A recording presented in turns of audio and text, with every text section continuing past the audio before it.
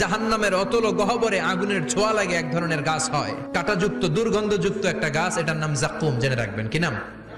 জাক্কুম। বিশ্বনবী বললেন তিরমিজির বর্ণনায়, জাক্কুমের একটা টুকরা যদি আল্লাহ দুনিয়াতে ফেলে, পুরো দুনিয়াটা দুর্গন্ধে সয়লাব হয়ে যাবে।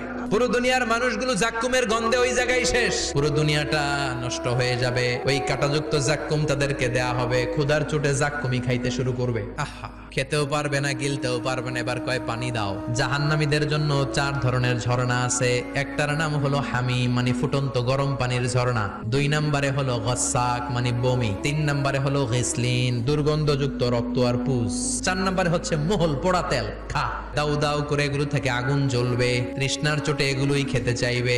এগুলোর পেয়ালা যখন মুখের সামনে আসবে, এগুলোর উত্তাপে গালের গোশত, চোখের গোশত, কপালের গোশত গুলো ঝলসে ঝলসে পানির মধ্যে পড়ে যাবে। তৃষ্ণার চোটে না পেরে ওইটাই গিলবে, যেখান দিয়ে বেরোবে কেটে ছিঁড়ে শেষ হয়ে যাবে। দিস ইজ জাহান্নাম। আমরা জাহান্নাম থেকে পানাহা চাই। চিল্লায় বলেন ঠিক কিনা?